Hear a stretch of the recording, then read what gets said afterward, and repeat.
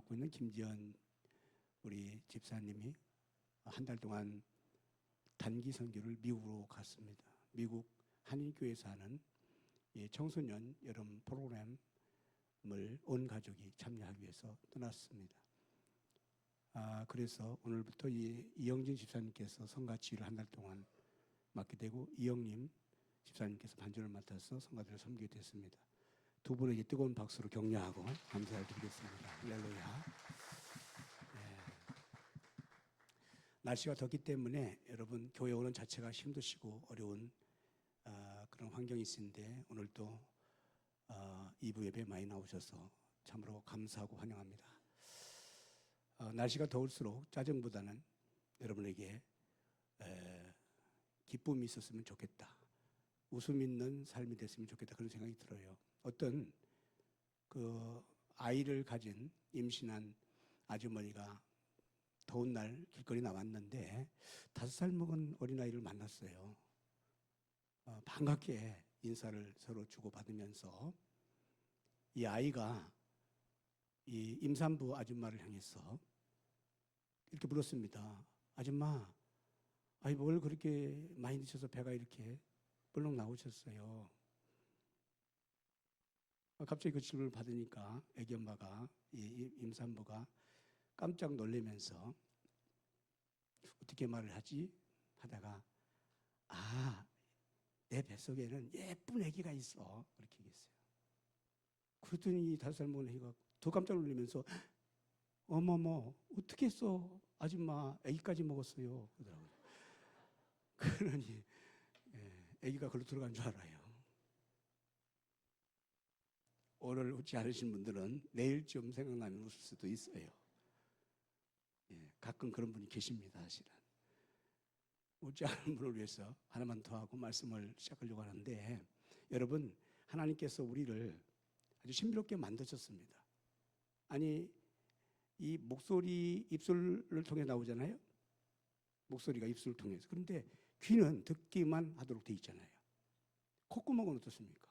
숨만 쉬도록 돼 있잖아요. 그것도 콧구멍도 위로 열리지 않고 이렇게 열렸다면 곤란할 텐데 비 오는 날 정말 곤란한데 이렇게 밑으로 해서 숨만 쉬도록 이렇게 하나님께서 정말 똑같은 이렇게 다 이게 구멍인데도 불구하고 여기서만 목소리가 나온단 말이죠.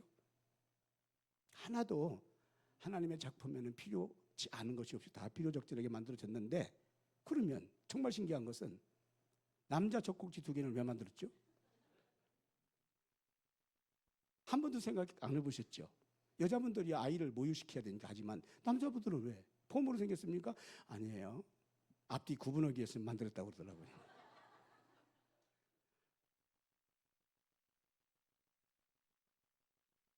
여러분 그림을 잘 그리려면 물감을 절대 아끼면 안 되고 성공하려면 꿈 아낄 필요가 뭐가 있어요? 마음껏 꿈을 꿔야 되는데 웃음 아낄 필요가 뭐가 있어요? 행복하려면 은혜 받으려면 많이 웃으시길 바랍니다. 할렐루야. 지난주 저는 전진에 대한 첫 번째 말씀을 드렸어요. 이스라엘이 출애굽해서 이 홍해바다 앞에서 나가야 되는데 머뭇머뭇할 때 하나님은 모세를 통해서 결국은 출애굽을 시켜나갔어요. 홍해를 갈라나갔어요. 전진케 하십니다. 오늘 두 번째 시간입니다. 광야에 도착해서 40년 동안이나 일주일이면 갈 수 있는 광야길을 즉 가나안 땅 입성을 40년 동안이나 이 광야에서 하나님은 뜻이 있어서 훈련을 받게 시켰습니다. 그런 사이 어떤 일이 벌어집니까? 오늘 본문 말씀이 봅니까? 모세가 드디어 사명을 다 마칩니다.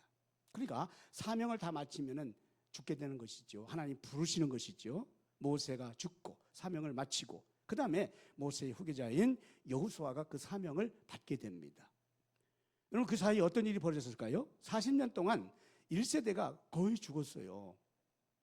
애굽에서 나온 1세대가 광야에서 거의 다 죽었습니다. 그리고 2세대가 드디어 가장 나이 많은 사람은 40세죠. 그러니까 2세대가 태어나서 새로운 세대의 문화가 형성되고 말았습니다.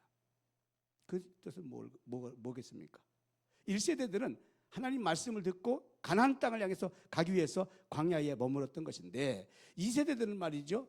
제대로 가르치지 못했더라면 그런 생각이 없잖아요. 그러니까 거기 대부분 머물고 있는 이 세대들은 가나안 땅에 대한 약속, 확신이 없어요.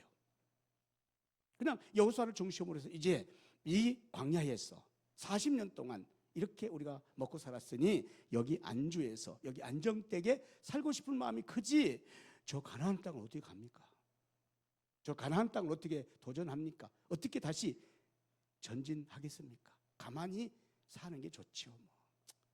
은퇴하고, 죄송합니다, 은퇴하고 그냥 편안하게 여생을 사는 게 좋지. 은퇴 후까지 무슨 뭐 구역장을 하고 전도회장을 하고 전도를 하고 기도를 하고 뭐 예배를 열심히 드리고 심야 기도회를 나오고, 아멘 좀 하세요. 할렐루야.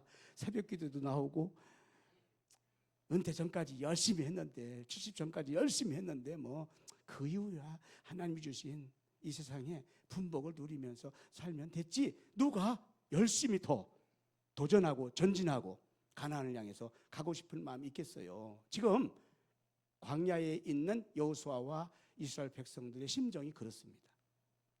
그런데 그때 주님이 오셨어요. 그게 오늘 본문입니다. 주님이 이 여호수아에게 오셨습니다. 자, 그리고 오셔서 주님이 말씀을 하시는 내용이 오늘 본문 내용인데, 여러분, 우리 주님의 속성이, 성품이 나오는 겁니다. 주님이 바로 그때 오시는 거예요. 성경에 일찍이 보니까 모세 같은 경우도 마찬가지였지 않습니까? 모세가 출애굽에 열정이 있었어요. 백성들이 그 애굽에서 고통받는 모습을 눈뜨고는 보고 볼 수 없어서 그냥 이 백성을 이끌어내야 되겠다라고 하는 애족 정신이 강했습니다. 그런데 젊은 그 혈기 40대 때 못합니다. 그리고 오히려 왕궁에서 쫓겨나가지고 미디안 광야에서 이드로의 제사장 큰딸을 만나 결혼하고 그 처가살이 하면서 이제 드디어 양을 치면서 40년 동안 미디안 광야가 잘 적응되는 거죠. 이제 출애굽의 이런 비전이 사라졌습니다. 여기서 이제 처가살이를 잘 하면서 안정하면서 여기서 잘 먹고 잘 살면 좋겠다, 이렇게 생각하고 호렙산에서 양을 치고 있는데 그때 주님이 오셨잖아요. 출애굽기 3장 9절로 10절에 보니까 주님이 오셔서 하시는 말씀이, 모세야, 저 애굽의 나의 백성을 이끌어내라. 적과 꿀이오는 가나안 땅으로 이끌어내라. 그렇게 말씀하시는 거예요. 이 얼마나 기가 막힌 명령이고 약속의 말씀입니까? 그뿐 아니에요. 열왕기상 19장 4절에 보면은 영적 최고의 지도력을 발휘했던 엘리야 선지자가 갈멜산에서 승리하지 않습니까? 그런데 왕비 이세벨이 선전포고예요. 생포해 오라고 이렇게. 이 겁이 났습니다. 두려웠습니다. 그래서 더 이상 이런 사역하고 싶은 마음이 없는 거죠, 이제. 그래서 저 광야에 가서 로뎀나무 밑에서 저렇게 기도하는 거예요. 여호와여 넉넉하오니. 넉넉하면 뭐예요? 지금까지 일 많이 했으니, 더 이상 일할 것이 없으니 지금 내 생명을 거두어 가시옵소서. 그렇게 기도하고 있습니다. 그때 주님이 오셨어요. 19장 8절에 보면은 그때 주님이 오셔서 이런 엘리야를 저 호렙산에 보냅니다. 호렙으로 보냅니다. 왜 보내실까요? 새로운 도전을 위해서 보내는 겁니다. 새로운 사명을 위해서 보내시는 것입니다. 오늘 사랑하는 성도 여러분, 오늘 또 여러분들께서 우리 교회로 인도함을 받은 것은 어떤 목적과 뜻이, 비전이 있다고 생각하지 않습니까? 여러분, 이곳 내포에 살고 있는 거, 이곳 충남에 살고 있는 이 뜻과 비전이 하나님께서부터 받은 어떤 비전과 뜻이 있다고 생각하지 않습니까? 그 음성을 여러분이 오늘 또 여호수아가 들은 것처럼, 모세가 들은 것처럼, 엘리야가 들은 것처럼 저와 여러분이 주의 음성을 듣는 시간이 되기를 주의 이름으로 축복합니다.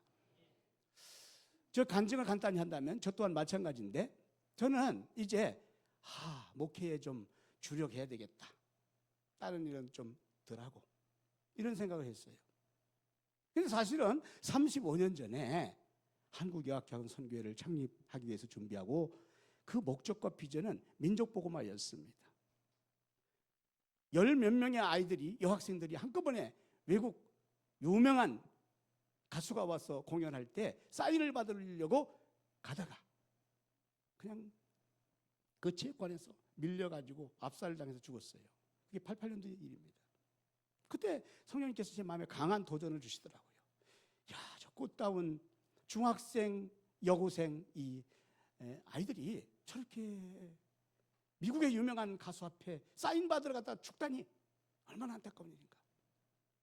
쟤들이 커가지고 앞으로 청년이 돼가지고 결혼을 해서 아이를 낳아서 가정을 이루고 쟤들이 만약 예수님을 믿고 그렇겠더라면 그 아이들을 교회로 인도하고 결국은 가정복음화, 민족복음화 되는 것인데 저 한 여학생이 바로 민족을 복음화시킬 수 있는 중심이 될 텐데 라고 하는 그런 감동을 강하게 받고 한국여학교학원 선교회 이걸 창립할 점이었어요. 민족복음화가 비전이었어요. 그런데 주께서 저를 말씀을 통해 찾아오셨어요. 홍성에 가서 개척을 해라. 저는 개척에 대해서 0.001%도 생각을 못했습니다. 홍성은 한 번도 와본 도시가 아니었어요. 그런데 주께서 강력하게 말씀으로 제게 명령하시는 거예요. 홍성에 가서 개척을 하라. 그리고 너와 그 개척된 교회를 통해서 앞으로 민족복음화도 할 수 있도록 내가 함께 할 것이다. 그런 확신과 감동을 주시는 겁니다. 그래서 제가 그냥 모든 걸 내려놓고 한국여학교 선교 창립을 내려놓고 보따리를 싸가지고 홍성으로 처음 한 번도 와보지 않았던 도시였지만은 보따리를 싸서 와서 개척을 시작하게 된 것이죠. 열심히 목양에 전념을 하는 어느 날 27년 전 민족복음화의 대부였던 고 신현균 목사님을 만나게 되었어요. 그래서 그분을 통해서 제가 민족복음화에 대한 비전을 다시 한번 확실히 갖고 성령운동에 함께 뛰어들게 됐습니다. 그리고 17년 전 한국 성시화의 대부인 고 김중근 목사님을 만나게 됐어요. 그리고 성시화 운동에 뛰어들게 됐어요. 우리 교회와 제가 민족복음화와 성령운동, 성시화운동 이 운동을 열심히 뒷받침하게 되었습니다. 그리고 오늘에 이르렀는데 그 덤으로 충남 목회 개발원을 세울 수 있도록 하나님께서 비전을 주시게 됐어요. 그런 와중 가운데 이곳 내포에 또 다른 교회가 이렇게 개척이 되면서 제 마음속에 주님 이제는 목회에 전념하겠습니다. 이런 비전을 가졌거든요. 물론 저는 저를 분석해 볼 때 목회적 재주가 없어요. 목회적 그런 은사가 없어요. 목양적 은사가 좀 떨어집니다. 물론 마음은 원인데 이게 잘 안 따라줘요. 마음은 사실 아닙니다. 저는 마음은 이렇게 주일날 예배 때 또는 예배 때 여러분을 만날 때 아유 저 권사님, 아유 저 집사님 내가 만나야 될 분인데 기도할 분인데 함께 격려할 분인데 여기 서면 막 감동이 와요. 그러다가 내일 지나면 또 잊어버렸어요. 그러다 보니까 금방 일주일이 왔어요. 얼마나 미안하고 미안한지 그런 마음으로 지금 가고 있는데 그래서 제가 목회에 다시 일념할 수 있도록 주여 저는 하겠나이다. 그렇게 했는데 최근에 말이죠. 손복음 진등용 목사님이라는 분 금년 나이 77세신데 이분이 저를 강력하게 존경하는 것이죠. 민족복음화를 할 수 있도록 본인 나이가 77세니까 다음 일을 뒷받침할 수 있는 좀 젊은 목회자를 찾고 있는 가운데 저를 그냥 또 딱 집어가지고 오 목사님께서 이 일을 앞장서서 해줬으면 좋겠습니다. 저는 절대로 못합니다. 계속했는데요. 우연찮게 신비롭고 이상하게도 하나님이 결국은 못한다는 그 자리를 하도록 계속 지금 끌고 가고 있으니 저도 답답합니다. 저는 목회가 아주 좋습니다. 목회하고 싶습니다. 여러분 한 분 한 분을 매일 체크해요. 기도하고 만나고 격려하고 상담하고 아멘 좀 보세요. 그렇게 하고 싶은데 주님은 민족복음화의 꿈을 우리 교회에 주셨어요. 우리 교회가 충남을 성시화시키는 충남을 변화시키는 교회로 이끌어내셨어요. 다시 한번 전진하라는 거예요. 물론 오늘 우리 장로님께서도 기도해 주셨지만 목회사역, 부흥사역, 그 다음에 선교사역 이 세 가지를 우리 교회가 감당해 가고 있어요. 저와 여러분이 이 일을 앞으로 다시 한번 도전해 나가시기를 주님의 이름으로 축복합니다. 안주할 수 없다는 것이죠. 여기가 좋사오니 이렇게 하고 주님이 주시는 사명이라면 주님이 주시는 비전이라면 전진 또 도전할 수 있다는 것이에요. 이 음성을 저와 여러분이 오늘 다시 한번 듣는 시간이 될 줄로 믿습니다. 자, 2절 말씀을 다 같이 한번 합독해 볼까요? 주님이 이렇게 말씀하시잖아요. 다 같이 읽겠습니다. 시작. 내 종 모세가 죽었으니 이제 너는 이 모든 백성과 더불어 일어나 이 요단을 건너 내가 그들 곧 이스라엘 자손에게 주는 그 땅으로 가라. 아멘. 예. 아니 여호수아는 모세의 후계자니까 이쯤은 다 알고 있어요. 그런데 가고 싶은 마음이 없다니까요. 이 세대 거기 이제 젊은 세대들과 함께 여기가 좋사오니 이 가나안 땅에서 집을 잘 짓고 여기서 마지막 인생을 여기서 살고 싶다니까요. 왜 우리가 가나안에 다시 가서 적군들과 싸우고 그 땅을 정복해야 되는가? 그러고 싶은 마음이 없어요. 여호수아 자체도 그런 여호수아에게 주님은 오셔서 말씀하는 거예요. 그 땅으로 가라. 그런데 중요한 것은요, 그 땅으로 가라, 그 일을 행하라. 주님이 그렇게 말씀하고 끝나는 게 아니잖아요. 약속 있는 말씀을 주시는 거예요. 그 땅을 주시겠다.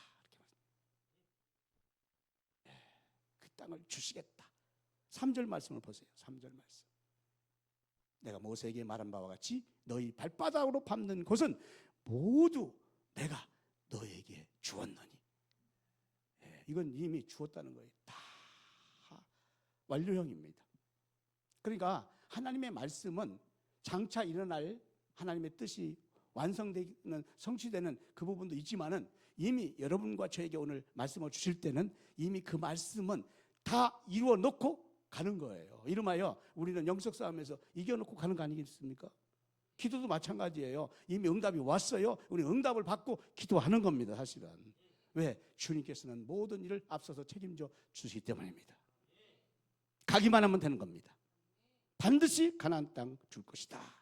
가기만 하면 되는 것이죠. 자, 이 약속하시는 하나님을 우리가 잘 알면 그 믿음이 우리에게 생길 수 있죠. 4절 말씀 보세요. 곧 광야와 이 뭐예요? 모든 영토, 모든 땅. 그 모든 땅은 너희가 나왔던 애굽에서 들어갈 가나안까지 모든 지경의 땅은 다 누구 겁니까? 하나님의 거예요. 여러분, 우리가 믿고 있는 하나님, 우리에게 말씀하시고 있는 하나님의 그 놀라우신 은혜를, 놀라우신 능력을, 놀라우신 속성을 깨달아 아시기 바랍니다. 우리가 하나님을 알아야 될 것 같아요. 하나님을 알아야 됩니다. 그래야 믿죠. 하나님은 모든 만물을 창조하시고 만물의 주인 되신 하나님이시잖아요. 창조주이면서 주권자 되신 하나님이시잖아요. 우리의 모든 생사화복을 주관하시는 능력의 하나님이신 줄 믿습니다. 우리가 그 하나님을 믿고 있다면, 그 하나님을 믿을 수 있다면 하나님께서 가라고, 가나안 땅 가라고 할 때 못 갈 이유가 하나도 없잖아요. 하나님의 은혜는 우리 생각보다 크시고 하나님의 응답은 우리 기도보다 더 크다는 것을 믿으시기 바랍니다. 그러므로 우리의 이 판단과 우리의 계산, 생각과 경험으로 하나님의 그 큰 능력을 제한시킬 필요가 하나도 없습니다. 자, 그러면 오늘 주시는 말씀의 메시지 중심이 뭡니까? 여호수아가 장차 가야 될 그 가나안 땅, 전진해서 갈 그 가나안 땅, 누가 그 땅을 인도하고 계신가? 능력의 하나님, 기적의 하나님, 응답의 하나님이 인도하고 계셨다는 것이잖아요. 우리가 도전하고 전진할 때 가장 중요한 게 있어요. 그것은 하나님을 향한, 하나님 약속 있는 말씀을 향한 믿음이라는 것이거든요. 어떤 위기와 환경, 현실 앞에서도 우리가 이 믿음을 강하게 가지고 있다면, 큰 믿음을 가지고 있다면 우리는 전진할 수가 있게 될 줄로 믿습니다. 절망과 좌절에서 속히 벗어나길 바랍니다. 주님이 함께 하시면 할 수 있다고는 큰 확신과 믿음을 회복하기를 축복합니다. 상담학적으로요, 습득된 절망감, 습득된 절망감, 이런 상담학 용어가 있는데요. 이건 절망의 낙심의 노예에서 벗어나라는 그런 의미에서 만들어진 용어예요. 이를테면 이런 겁니다. 그 벼룩이라는 것이 눈에 볼뚝말뚝한 작은 것인 건데, 그런데 얼마나 힘이 센지 자기 몸에 70배를 뛴다는 거예요. 이렇게 발짝발짝. 눈에 안 보이잖아요, 그 벼룩. 근데 70배를 뛴다는 거예요. 그만큼 그 조그마한 벼룩이 힘이 있어요. 그런데 이런 벼룩을 조그마한 병에다 딱 넣으면은 병뚜껑까지밖에 못 튄다는 거예요. 뚜껑이 가로막고 있어요. 그렇겠죠. 그래서 거기서 계속 뛰다 결국은 암만 뛰어도 거기서 딱 걸리니까 그만큼뿐이 못 뛰는 거예요. 그리고 그걸 내놓으면은 그만큼뿐이 못 뛴다는 거예요. 더 이상 뛸 수 있는데, 습득된 이게 절망감이에요. 그 밀림에 가장 힘이 센 건 코끼리라고 그러는데, 코끼리를 잡아가지고 목에다 줄 매가지고 나무에 묶어놓으면은 코끼리가 저면은 이게 답답하니까 얼마나 힘을 쓰잖아요. 그런데 뭐 줄을 매놨으니 꼼짝 못하죠. 그걸 벗어나려고 별짓을 다 하지만 결국은 포기합니다. 그리고 그 둘레만 계속 왔다 갔다 하는 것이죠. 나중에 코끼리를 풀어줘도 족이 가들 못해요. 밀림으로 들어가지 못해요. 거기서만 왔다 갔다 습득된 절망감이에요. 여러분, 우리는 하나님의 자녀로서 우리가 믿고 있는 것은 우리의 실력이나 능력이나 소유가 아니잖아요. 그건 세상이 그렇습니다. 우리는 하나님의 능력을 믿습니다. 하나님의 말씀을 믿습니다. 그러니까 우리는 병에 갇혀있는 벼룩이랄지 나무에 묶여있는 코끼리처럼 우리가 주님을 따라가면 안 됩니다. 무한한 주님의 능력을 여러분 확신하고 힘껏 도전하고 전진할 수 있는 믿음이 다시 한번 일어나야 될 줄로 믿습니다. 그래서 주시는 말씀이 그거예요. 두려워하지 말라. 이 문제가 이제 해결될 문제. 두려워하지 말라.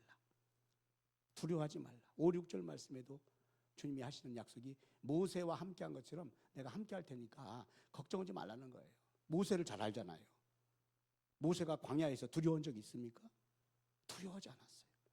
하나님의 부름을 받고부터는 두려워하지 않았어요. 홍해 앞바다에서도 아멜렉 앞에서도 수많은 광야에 거친 그런 문제 환경 앞에도 모세는 두려워하지 않았어요. 왜? 하나님이 함께 하심을 확실히 믿었기 때문이잖아요. 내가 모세와 함께 한 것처럼 앞으로 가나안 땅으로 가는 그 전진하는 길에 내가 너와 함께 할 것이다. 그렇습니다. 장애물이랄지 어려운 환경이 문제가 아니라 사실은 우리가 두려워하는 게 문제예요. 세상에서 최고 걱정 많이 하고 불안한 사람들 계층 중에 한 계층 있다면 여러분은 상상할 수 없을 텐데 최고 돈 많은 사람이랍니다. 아니 뭐 반응이 그렇습니까? 아니 내가 상상을 해봤어요. 진짜 그럴 것 같더라고. 세상에 최고의 부자가 최고 걱정이 많겠더라고요. 특별히 나이가 자꾸 먹으면 진짜 불안하겠더라고. 그 많은 돈을 어떻게 하지? 어떻게 모은 건데? 그러겠더라고요. 아무것도 없는 그냥 단칸 새빵 살 수 있는 것도 없는 분들이야 뭐 죄송합니다. 별로 그 돈에 대해서 걱정 안 하겠더라고요. 오히려 나이는 그러하지요. 여러분, 두려움 앞에서 서 있는 인간의 존재로서 그 두려움을 두려워하지 않는 거, 이게 중요한 거거든요. 미국 예일대학교의 장 노날드 교수는 이런 말을 했어요. 인간의 마음 속에는 두려움이 항상 있다. 여러 가지 두려움이 있다. 그 중에 가장 큰 첫 번째 두려움은 뭐냐? 실패에 대한 두려움이라는 얘기를 하더라고요.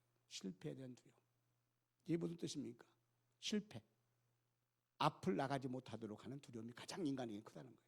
그래서 그 무슨 뜻이냐면 오늘 본문과 똑같은 겁니다. 그냥 여기가 좋사오니 거예요. 이만큼이 좋사오니 이제는 됐다. 이렇게 더 이상 도전하고 전진하고 싶은 그런 마음 상태가 못하도록 실패에 대한 두려움. 이 마음이 가장 큰 건데 21세기 최고 큰 병이 바로 두려움병입니다. 즉 불안증이라는 거예요. 불안증.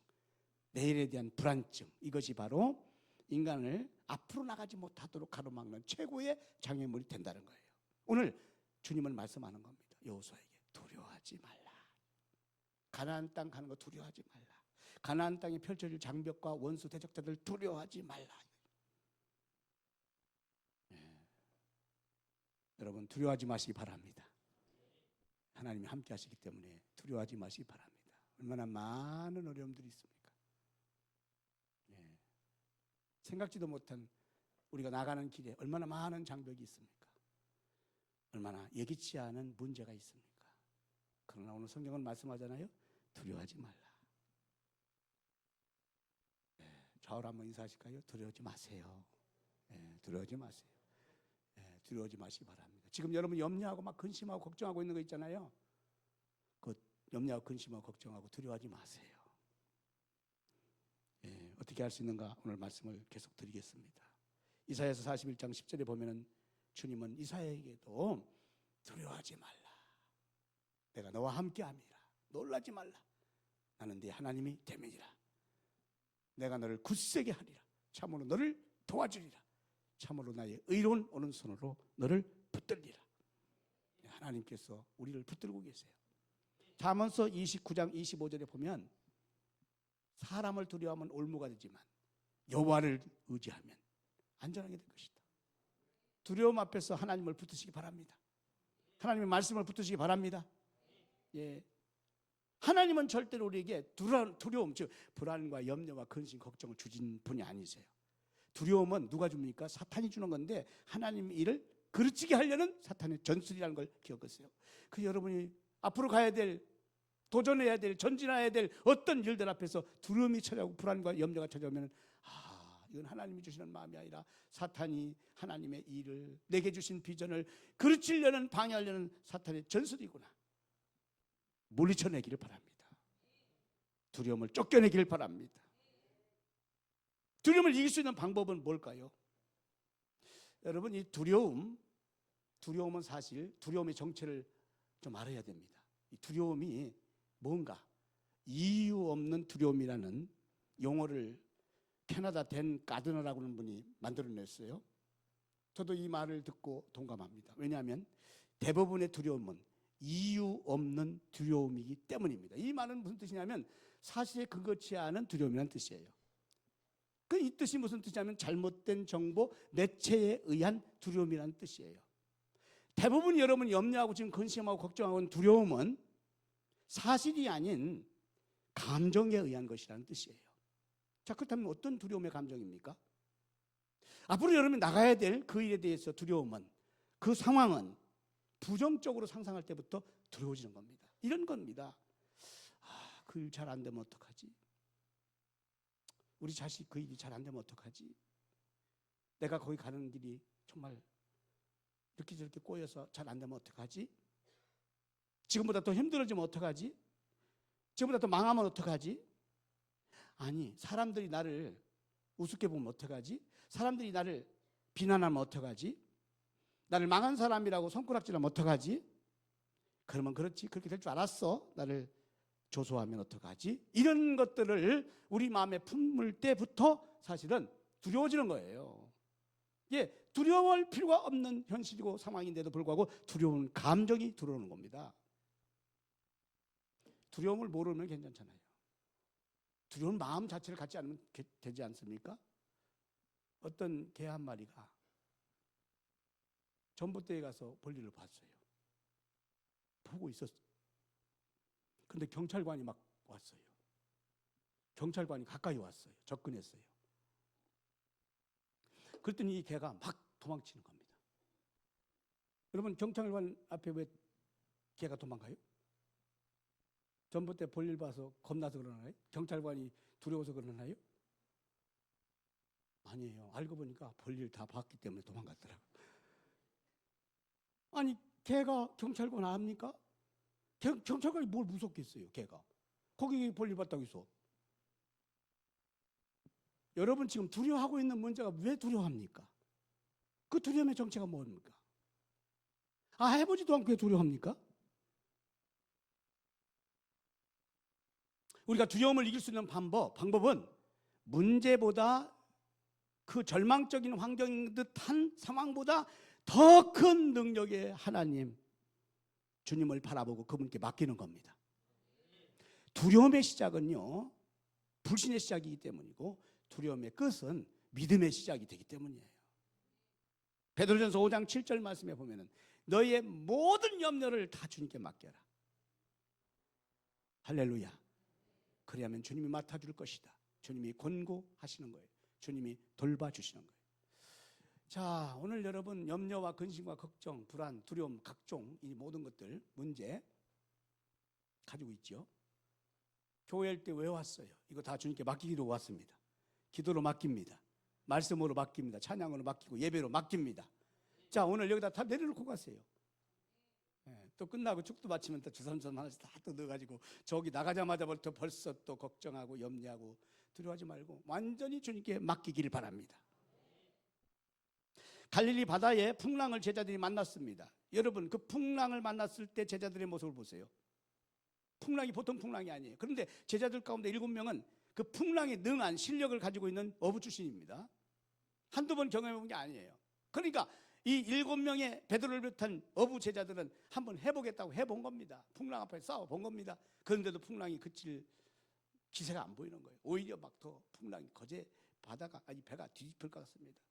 그제서야 저 고문에 주무시고 있는 예수님을 가서 깨웠잖아요. 예수님 왜 주무세요? 우리는 풍랑 때문에 죽게 됐는데 예수님 좀 어떻게 해보시라고. 그랬더니 예수님이 고문에서 주무시다가 딱 일어나시더니 바람을 향해서 꾸짖었습니다. 바람아 멈추어라. 풍랑아 잠잠하라. 그랬더니 바람과 풍랑이 딱 잠잠해지는 거예요. 제자들이 깜짝 놀랐지요. 아니 저분이 누구신데 바람이 순종하는 거? 풍랑이 멈춰지는 거야? 말씀 한마디에.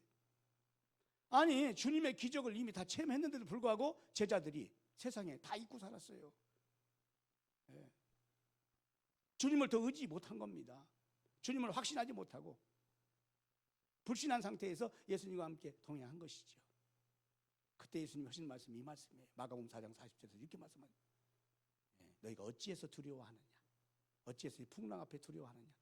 이 바람을 무서워하느냐? 어찌하여 믿음이 없느냐? 그렇게 말씀하시잖아요.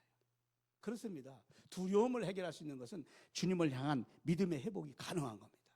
저와 여러분이 오늘 주님을 향한 분명한 확신이 회복되기를 축복합니다. 큰 믿음을 가지시기 바랍니다. 여호수아와 이스라엘 백성들은 큰 믿음을 가지고 결단해서 가나안 땅 가기만 하면은 요단은 갈라지고 여리고성은 무너지고, 가나안 정복은 하나님의 뜻대로 이루어지게끔 되어 있는 하나님의 작품이에요. 계획이에요. 여러분을 두렵게 하는 모든 장벽들을 믿음으로 도전하면은 하나님이 무너지게 하십니다. 해결해 주실 줄 믿습니다. 자, 결론이에요. 말씀을 주님이 주시잖아요. 7절 말씀, 8절 말씀. 하나님이 말씀을 주시는 거예요. 약속에 있는 말씀을 주시는 거예요. 이 율법책을 붙잡고 가라는 거예요. 좌로나 우로나 흔들리지 말라는 것입니다. 강하고 담대하게 가라는 것입니다. 여러분, 하나님의 말씀이 있어야 될 줄로 믿습니다. 그래서 이 두려움을 극복하고 믿음으로 가는 사람의 특징 두 가지가 있어요. 첫째는 뭐냐? 믿음이 있는 사람은 해보지도 않고 못한다는 말을 하지 않습니다. 참 저는 이 목회할 때 정말 힘이 나요. 오늘도 너무 기뻤어요. 그 뭐냐면 오늘 이 말씀을 듣고 일부 예배 때에 글쎄 말이죠. 지금 우리가 후반기에 새가족들이 많이 오다 보니까 각 전도회마다 회장, 총무 이렇게만 되어 있는데 부장 두 분들을, 즉 팀장 두 분들을 다시 후반기에 선임했어요. 우리 내포의 일여전도에 고령자들 쪽 정도 나이가 되십니다. 어쨌든 간에 70대 계신 어느 일여전도의 분에게 팀장을 맡아라 그랬어요. 목사님 한 번도 그런 거 못 맡아봤는데요. 아이고 제가 그걸 어떻게 해야 될지 모르겠어요. 이런 연락이 왔어요. 그래서 제가 보니까 정말 이해가 되더라고. 그렇지, 우리 교회 오신 지 얼마 되지도 않고 70 훌쩍 넘으셔가지고 어떻게 해. 그래, 다른 분을 선임해야지 라고 마음에 기도 중에 있었는데 오늘 이 말씀을 듣고 나가시면서 주신 말씀이 목사님 제가 한 번도 맡아본 적이 없지만 제가 한번 해보겠습니다 하고 3층 식당으로 올라가셨어요. 오늘 1년 전과 식사당번이거든요. 제가 팀장을 해보겠다고 하더라고요. 한 번도 안 해봤지만, 한 번도 안 해봤지만 믿음의 사람들은 해보고, 일단 해보고, 할렐루야, 전진해보고 도전해보고. 오늘 이영지 집사님이 지휘를 했잖아요. 여기 10시에 올라올 때 내가 이영지 집사님 붙들고 오늘부터 지휘를 하세요. 아멘. 한 번도 해보지 않았지만 여러분 말이 그렇지 성가대 지휘를 한 번도 안 했는데 오늘 연습으로 올라왔는데 시켰을 때 여러분 아멘. 쉬운 일이에요? 어려운 일이에요? 예. 믿음의 사람들은 한 번도 해보지 않은 일이지만은 해보는 거예요. 믿음으로 전진해보는 겁니다. 아니 가나안 땅을 여호수아가 가본 적이 없어요. 그러나 주님이 말씀하시는 겁니다. 여호수아가 믿음으로 가는 겁니다. 요단이 갈라지는 것입니다. 또 하나 믿음의 사람의 특징은 이건 뭐냐면 하나님의 약속의 말씀을 붙잡고 가는 겁니다. 한 번도 가보지 않은 길이지만 하나님이 약속하시니까 그 길을 가는 겁니다. 여러분 하나님의 약속의 말씀을 들으시기 바랍니다. 저는 그래서 주일날 하나님 말씀 듣는 시간이 매우 중요하다고 봐요. 저는 매 순간 설교를 준비할 때마다 이건 내게 주시는 말씀이다. 여러분에게 주시는 말씀보다도 내게 주시는 말씀이다. 내게 주시는 말씀이 아니면은 말씀 준비를 하다가도 좀 기다립니다. 스톱합니다.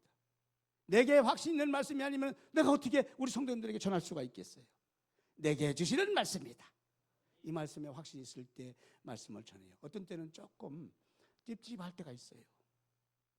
저도 그 말씀에 확신이 없을 때 그럴 때가 있어요. 여러분, 하나님의 말씀에 대한 확신을 가지고 도전하시기 바랍니다. 왜냐하면 하나님께서 앞서서 가시기 때문이잖아요. 이미 광야에서 하나님이 여호와 이레로 앞서서 행하셔서 거기까지 인도하셨고, 장차 가나안 땅도 하나님이 먼저 가셔서 앞서서 대적자를 물리쳐 주시거든요. 할 수 있거든요. 무슨 말이냐? 믿는 자에게는 능치 못함이 없느니라. 자신의 실력이나 자신의 학벌이나 자신의 배경을 믿는 사람은 망합니다. 가끔 보면은 자신의 실력과 소유를 믿고 막 이렇게 막 설치는, 소위 말하자면 뭔가 된 것처럼 하는 분들 있잖아요. 종종 주변에 있어요, 없어요? 망합니다. 그러나 하나님의 말씀을 붙잡고 하나님의 능력을 확신하고 가는 하나님의 사람들은 결국은 망하는 듯하지만 다시 흥하고, 약해진 듯하지만 다시 회복되고, 하나님이 붙들어 주시고 함께하기 때문입니다. 저와 여러분과 우리 교회가 하나님이 앞서 행하시는 하나님의 능력의 말씀이 있기 때문에 이 말씀 붙잡고 가기만 하면은 홍해는 갈라졌고 여리고성은 무너졌고 요단은 갈라졌고 아멜렉은 블레셋은 떠나갈 줄 믿습니다. 여러분을 괴롭히고 있는 모든 두려움 문제, 대적자의 문제, 모든 불안과 근심과 염려의 문제, 주님이 앞서서 해결해 나가실 줄 믿습니다. 믿음을 가지셔야 됩니다. 오늘 또 약속의 말씀을 붙잡아야 됩니다. 주님이 함께 하십니다. 기도하겠습니다. 살아계신 아버지 하나님, 감사합니다. 저희들에게 더 큰 믿음을 주시옵소서. 약속 있는 말씀을 주시옵소서. 우리가 가야 될 전진의 길 앞에 대적자가 있지만은, 여러 가지 어려운 문제가 있지만, 위기가 있지만은, 어려운 환경이 있지만은, 그러나 염려하거나 근심하지 않고 두려워하지 않고 주님 말씀 붙잡고 담대히 여호수아처럼 가나안을 정복하게 하여 주시옵소서. 살아계신 예수 그리스도 이름으로 간절히 기도하옵나이다. 아멘.